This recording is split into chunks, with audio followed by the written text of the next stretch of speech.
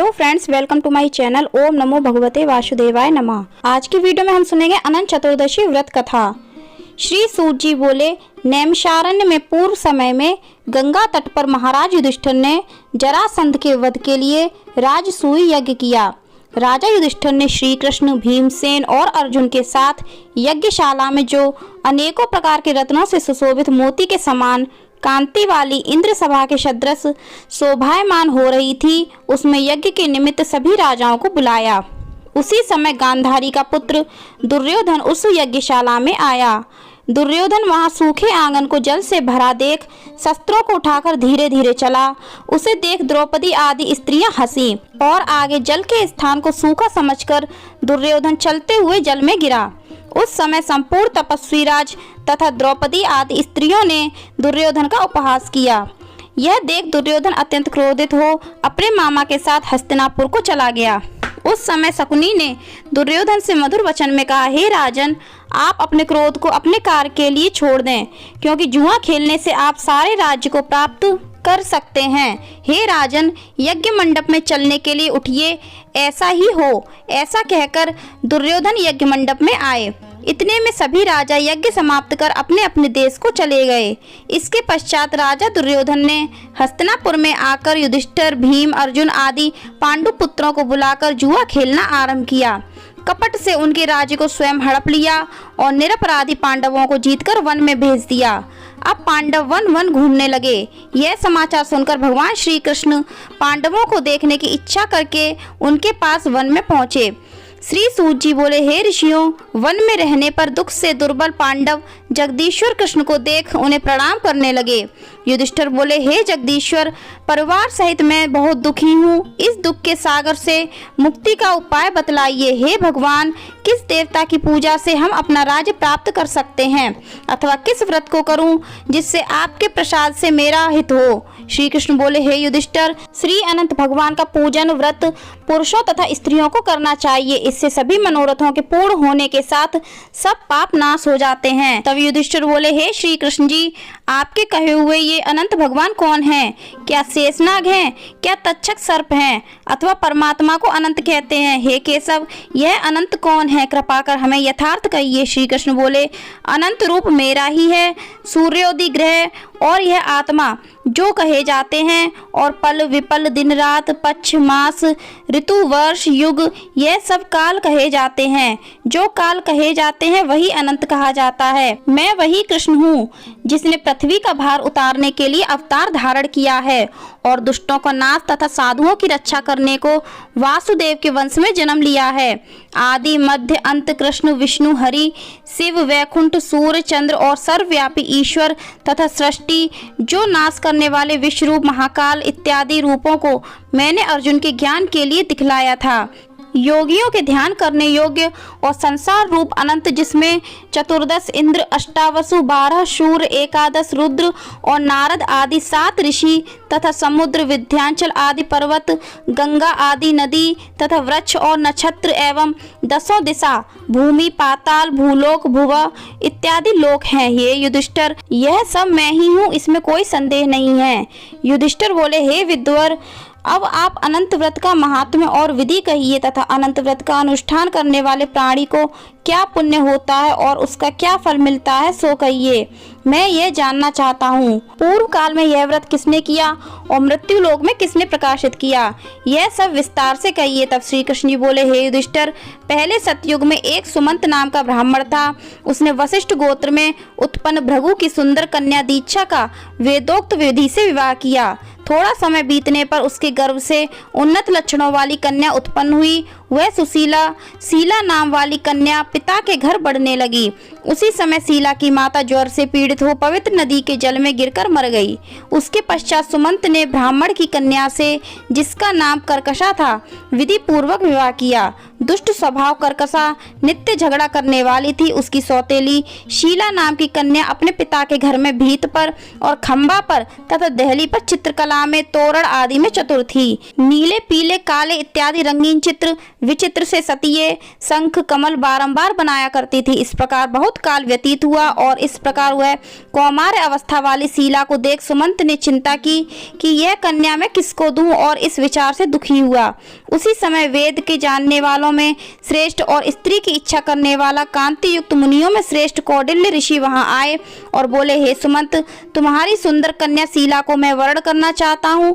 तब सुमंत ने शुभ दिन में श्रेष्ठ मुनि एक धर्म पुरुष कौटिल्य नामक ऋषि से अपनी कन्या का विवाह कर दिया। श्री कृष्ण जी बोले, हे युधिष्ठिर, गृहस्थ सूत्र की कही हुई विधि से विवाह किया। उस समय मांगलिक कार्य किए गए तथा स्त्रियों ने मंगल गान किया। ब्राह्मणों ने स्वस्ति वाचन तथा बंदी जनों ने तुम्हारी जय हो घोष किया। यह विवाह क्रम संपन्न होने पर अपनी पत्नी कर्कशा से सुमंत बोले, हे प्रिय, दामाद को संतोष करने के लिए कुछ दहेज देना उचित है। ऐसा वचन सुनकर कर्कशा ने क्रुद्ध होकर अपने घर के संपूर्ण पदार्थों को एकत्र कर उन्हें पेटी में बंद कर अपने पिता के घर जाने को कहा और भोजन के बचे हुए पदार्थ मार्ग में भोजन के लिए रख लिए। सुमंत से बोली कि घर में धनादि कुछ भी नहीं है, देख लो। हे युधिष्ठिर, ऐसे वचनों को सुन वह महादुखी हुआ। विवाह के पश्चात कौटिल्य अपनी पत्नी शीला को रथ में बिठाकर वहां से धीरे धीरे चले। मार्ग में पुण्य रूपा यमुना नदी को देख उसके किनारे रथ खड़ा कर नित्य कर्म करने को चल दिए। दोपहर को भोजन के समय उसी यमुना तट पर उतर शीला ने लाल वस्त्र पहने हुए बहुत सी स्त्रियों को देखा जो अनंत चतुर्दशी में भक्ति पूर्वक जनार्दन भगवान की पूजा कर रही थी। उन स्त्रियों के समीप जाकर धीरे से पूछा, हे भार्याओं, कृपा कर आप मुझसे कहो कि यह आप किसका व्रत कर रही हो और इस व्रत का क्या नाम है। शीलवती सुशीला के ऐसे वचन सुनकर संपूर्ण स्त्रियां बोली, हे शीला, इसका नाम अनंत व्रत है। इस व्रत में अनंत देव की पूजा की जाती है। यह वचन सुनकर शीला बोली, मैं भी इस उत्तम व्रत को करूंगी। और स्त्रियों से पूछा, इस व्रत का क्या विधान है और इसमें क्या दान आदि होगा तथा किस देवता की पूजा होती है। उसके यह वचन सुन सब स्त्रियां बोली, हे शीला, अच्छे अन्न का एक सेर मालपुआ बनवावें, जिसमें से आधा भाग ब्राह्मणों को दें, आधा आप भोजन करें और कृपणता को त्याग कर शक्ति अनुसार ब्राह्मण को दक्षिणा दें। किसी नदी के किनारे अनंत का पूजन करें। कुशा का शेषनाग बांस की टोकरी में स्थापित करें। फिर उस शेषनाग का आवाहन प्राण प्रतिष्ठा करके स्नान करावें और वेदी पर चंदन, पुष्प, धूप, दीप और बहुत प्रकार के नैवेद्य अनेकों प्रकार के पकवानों से उनकी पूजा करें। उस शेषनाग के आगे कुमकुम से रंग कर उसमें 14 गांठ लगाकर उस डोरे का पूजन कर पुरुष अपने दाएं हाथ में और स्त्री अपने बाएं हाथ में बांधते हैं। बांधते समय यह मंत्र पढ़ें, हे वासुदेव, इस संसार रूपी सागर में डूबते हुए मेरा उद्धार करें। ऐसा श्री अनंत सूत्र है, उसके लिए मेरा नमस्कार है। तदनंतर सूत्र को हाथ में बांधकर अनंत की इस कथा को सुने और संसार रूपी नारायण अनंत का ध्यान करें। हे शीला, इस प्रकार हमने तुमसे इस व्रत का विधान कहा। श्री कृष्ण जी बोले, हे युधिष्ठिर, उस शीला ने स्त्रियों के ऐसे वचन सुन अति आनंद को प्राप्त होकर हाथ में 14 ग्रंथि युक्त डोरा बांधकर इस व्रत को किया। कार्य के अर्थ जो भोजन दिया गया था आधा ब्राह्मण को खिलाया, शेष आप दोनों ने भोजन कर आनंद से पति के साथ बैलगाड़ी में बैठ घर गईं। उस समय से शीला को व्रत का प्रभाव मालूम हुआ। अब अनंत व्रत करने से गौ, धन और लक्ष्मी से उसका घर भरपूर हो गया। अतिथि के सत्कार में शीला सदा लगी रहती थी। वह माणिक के स्वर्ण मोतियों के हारों से सुसज्जित हो गई। देवताओं की स्त्रियों के समान धन पुत्र आदि से युक्त हो, सावित्री के समान पतिव्रता हो, पति के साथ आनंद से रहने लगी। किसी समय उसके पति ने शला के हाथ में अनंत का डोरा बंधा देखा और पूछा, हे शीला, इस डोरे को क्यों धारण किया है। शीला बोली, हे स्वामी, जिसके प्रसाद से मनुष्य इस लोक में धन धान्य आदि संपदाओं को पाते हैं, उसी अनंत के डोरे को मैंने धारण किया है। शीला के ये वचन सुनकर उसके पति कौटिल्य ऋषि ने लक्ष्मी के मद से अनंत के डोरे को तोड़ डाला और बोला, यह अनंत कौन है। उस मूढ़ ने डोरे को जलती हुई आग में डाल दिया। तब हाय हाय कर दौड़ती हुई शीला ने अनंत सूत्र को अग्नि से निकालकर दूध में डाल दिया। इन कर्मों के फल से कौटिल्य के सब ऐश्वर्य नष्ट हो गए। चोर उसकी गौ चुरा ले गए, आग से उसका घर जल गया। जो पदार्थ जिस प्रकार से आया उसी प्रकार से चला गया। अपने स्वजनों से कलह तथा बंधुओं से नित्य प्रति झगड़ा होने लगा। उसी अनंत के डोरे को तोड़ने से घर में दरिद्रता आ गई। भगवान बोले, हे युधिष्ठिर, उससे कोई मनुष्य बोलता भी न था। पीड़ित शरीर से अत्यंत दुखी होकर वह बोला, हे शीले, मुझे अकस्मात शोक होने का क्या कारण है। मेरा सब धन नष्ट हो गया है, कोई मुझसे बात नहीं करता और देह में नित्य प्रति पीड़ा होती है। हे शीले, मुझसे क्या अपराध हुआ है और क्या करने से मेरा कल्याण हो सकता है? पति के ऐसे वचन सुन शीला बोली, हे स्वामी, आपने जो अनंत के डोरे का आक्षेप किया उसी के पाप का यह फल है। हे महाभाग, भविष्य में द्रव्य आदि सब होंगे, परंतु उसके लिए उपाय करो। शीला के वचन सुन वह अति दुखी हो तप करने का संकल्प ले वन में जा आयु लक्षित करके तप का विचार करने लगा कि ऐसे जगदीश्वर अनंत का दर्शन जिसकी प्रसन्नता से द्रव्य आदि पदार्थ मिलते हैं और उसके हस्तक्षेप से सब पाप नष्ट हो जाते हैं, कहाँ पर मिलेंगे। वहाँ उसने फलों से संपन्न एक वृक्ष देखा जिसमें कीड़े पड़ गए।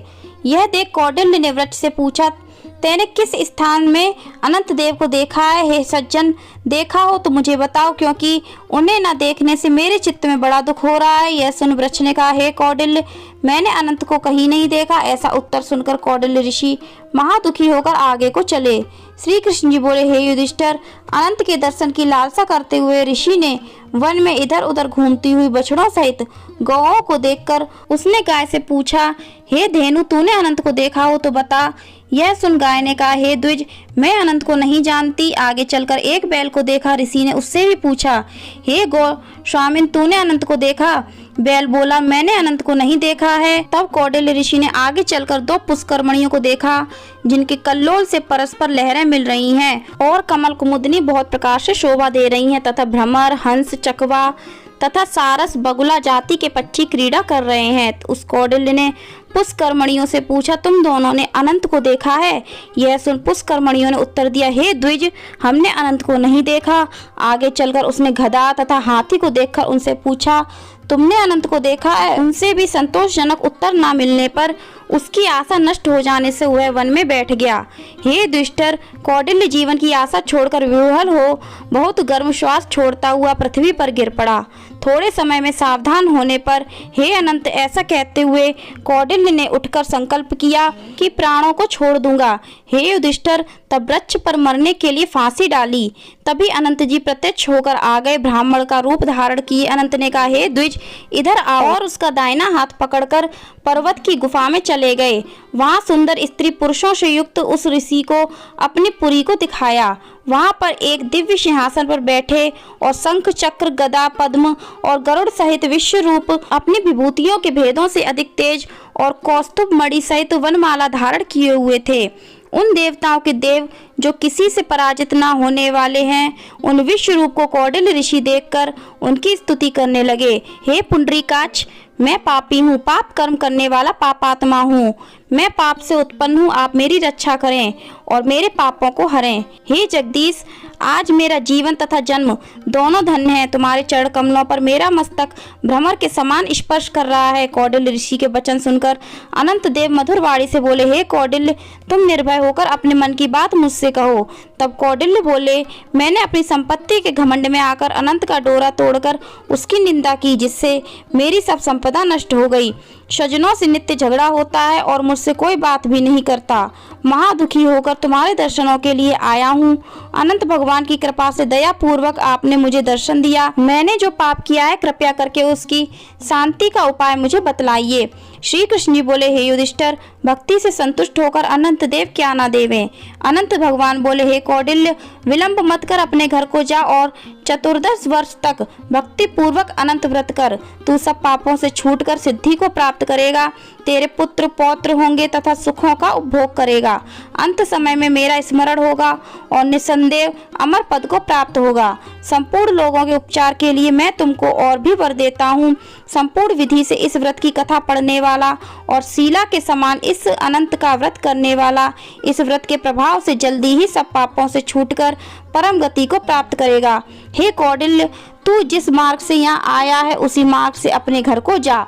तब कौटिल्य बोला, हे स्वामी, मैंने वन में घूमते हुए एक आश्चर्य देखा, वह आपसे पूछता हूँ, कृपा कर आप उत्तर दीजिए। वह आम का वृक्ष, गौ, बैल, कमल आदि से शोभायमान पुष्करणी, गधा और हाथी। हे देव, यह सब कौन है? आप इन सूत्रों का वृत्तांत मुझसे कहिए। तब अनंत जी बोले, हे कौटिल्य जी, आम का वृक्ष पूर्व जन्म का जो विद्यार्थियों को विद्या दान न देने के कारण वृक्ष हुआ, वह गौ पृथ्वी है। उसने पूर्व जन्म में बीज को चुराया है। और वह बैल धर्म है। धर्म और अधर्म के कारण वे दोनों पुष्करणी हुई हैं। वे पूर्व जन्म में कोई ब्राह्मण जाति की दोनों भगिनी थीं जो धर्म करती थीं। वह परस्पर रहती थीं और उन्होंने ब्राह्मणों, अतिथि और दुर्बलों को कुछ भी भोजन आदि पदार्थ नहीं दिया था, याचकों को भिक्षा भी नहीं दिया। उस पाप कर्म से परस्पर लहरी और जल एकत्र होता है। वह गधा क्रोध है, वह हाथी मद है और वृक्ष ब्राह्मण है। मैं अनंत हूँ और वह कंदरा संसार है। इस तरह कहकर अनंत जी अंतर्धान हो गए। यह चरित्र कौटिल्य स्वप्न समान देखकर अपने घर आए। श्री कृष्ण जी बोले, हे युधिष्ठिर, कौटिल्य ऋषि ने 14 वर्ष तक अनंत व्रत किया। अनंत के कहे अनुसार सुख भोग कर अंत में अनंत का स्मरण कर अनंतपुर को गया। हे युधिष्ठिर, इसी प्रकार तुम भी कथा सुनो और 14 वर्ष तक अनंत व्रत करो। जैसे कौटिल्य ने अनंत देव के कहे अनुसार फल प्राप्त किया, वैसे तू भी संपूर्ण मनोरथों को प्राप्त करेगा। आख्यान सहित व्रत करने से एक ही वर्ष में मनोरथ पूर्ण होकर फल प्राप्त होता है। हे युधिष्ठिर, यह व्रत मैंने आपको सुनाया। इस व्रत के करने से मनुष्य सब पापों से छूट जाता है, इसमें संशय नहीं है। जो कथा सुनते हैं वे पापों से छूटकर अनंत लोक को प्राप्त करते हैं। हे कुरुकुलोद्भव, जो कोई शुद्ध चित्त वाले मनुष्य इस संसार सागर में सुख पूर्वक विहार करना चाहते हैं, वे त्रिभुवन के स्वामी अनंत भगवान का पूजन करके दाहिने हाथ में सुंदर अनंत देव 14 ग्रंथि वाला डोरा बांधते हैं। तो फ्रेंड्स, हमारी यह वीडियो कैसी लगी कमेंट करके जरूर बताना। पसंद आई हो तो लाइक करना, ज़्यादा से ज़्यादा शेयर करना, हमारे चैनल को सब्सक्राइब करना, बेल आइकन को प्रेस करना, कमेंट में ओम नमो भगवते वासुदेवाय नमः या फिर राधे राधे अवश्य लिखना। धन्यवाद। राधे राधे।